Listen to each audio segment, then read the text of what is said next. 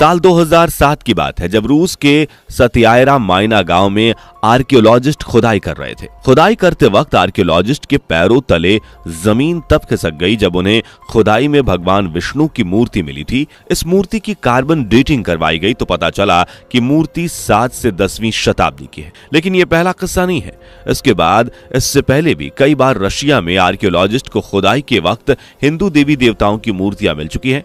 अब आप सोचेंगे कि यह कैसे पॉसिबल है। रशिया तो एक क्रिश्चियन कंट्री है और इसका जवाब है हाँ।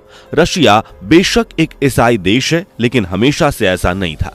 तो क्या सच में रशिया के हिंदू राष्ट्र बनने की भविष्यवाणी सच साबित हो जाएगी? आखिर कौन है वो भविष्यवक्ता जिन्होंने रूस को हिंदू राष्ट्र बनने की भविष्यवाणी की?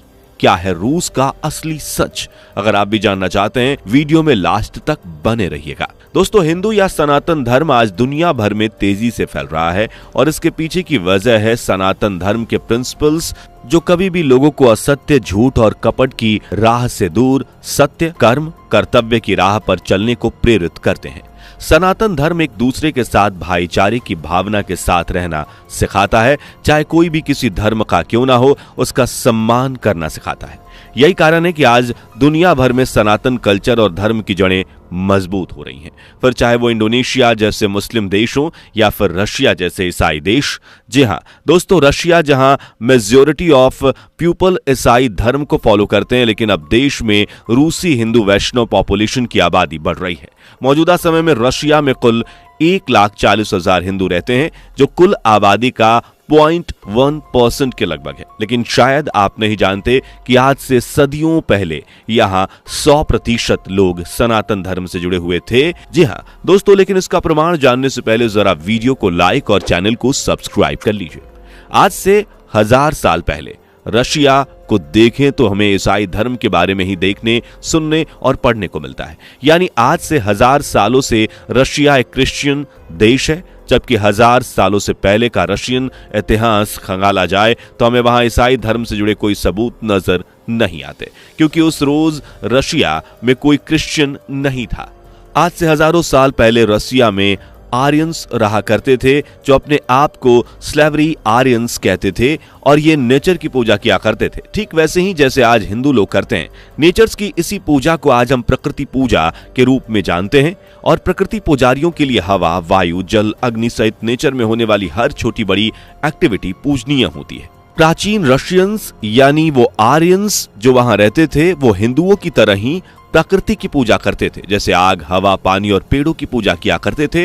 इनके सबसे प्रमुख देवता थे बिजली देवता या विद्युत देवता। उस समय इन्हें वज्र देवता या पेरून के नाम से पुकारा जाता था और कोई भी समझौता होने की कंडीशन में पेरून देवता की ही कसम खाई जाती थी। इनके अलावा रूस के 2 और देवताओं के नाम रोग और स्वरोग था, जबकि उस जमाने में सूर्य देवता को हॉर्स, यारीला और दाक्षबोग कहा जाता था। सूर्य देवता के अलावा प्राचीन रशियंस आर्यंस के बीच दीवा, जीवा, लादा, माकोश और मोराना सहित अन्य देवी देवता पूजनीय थे। यहाँ मोराना को मौत की देवी कहा जाता था। रशिया और भारतीय इतिहासकारों की माने तो प्राचीन समय में रशिया में रहने वाले आर्यंस की पूजा करने का तरीका काफी हद तक हिंदुओं से मेल खाता था। साथ ही देवी देवताओं में भी काफी सिमिलैरिटीज थी, जैसे सूर्य देवता और जीव यानी जीवात्मा जिनका जिक्र हिंदू धर्म में मिलता है, जबकि कुछ लोग तो इसी मिलते जुलते कल्चर के चलते इन्हें हिंदू भी बताते हैं और इनका मानना है कि रशिया का प्राचीन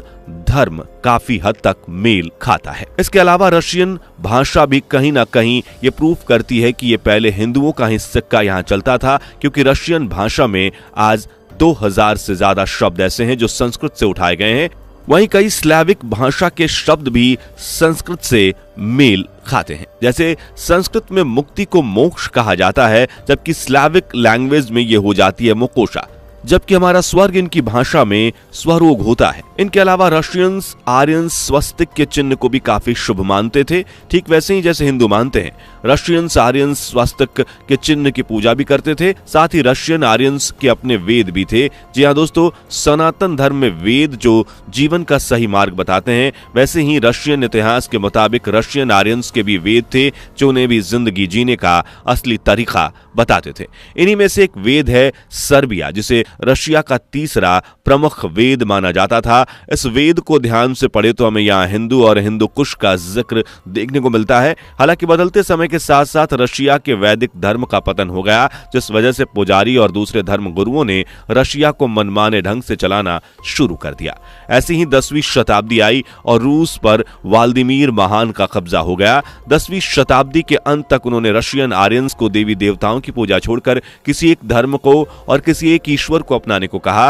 व्लादिमीर महान ये भी जानते थे कि इसकी शुरुआत खुद से ही करनी होगी। ऐसे में व्लादिमीर के सामने इस्लाम और ईसाई दो धर्म थे, जिनमें से किसी एक को वो चुन सकते थे। व्लादिमीर ने दोनों धर्मों के प्रिंसिपल्स को पढ़ा और पाया कि इस्लाम में हूरों के साथ मौज मस्ती और स्वर्ग की कल्पना तो ठीक है, लेकिन इस धर्म में महिलाओं के सभी हक प्रतिबंधित हैं।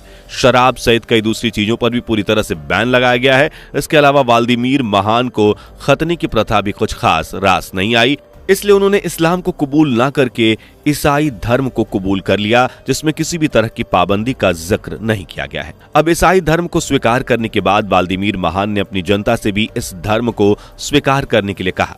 ज्यादातर लोगों को अपने शासक का यह हुक्म मानना पड़ा और ज्यादातर लोगों ने ईसाई धर्म को कबूल कर लिया। हालांकि इसके बाद भी कुछ अन्य रशियन आर्यंस ने छुप छुप के अपनी प्राचीन परंपराओं और रीति रिवाजों को जिंदा रखते हुए पूजा पाठ की, लेकिन बदलते वक्त के साथ साथ रशिया से सनातन धर्म या वैदिक धर्म हमेशा हमेशा के लिए जैसे गायब हो गया।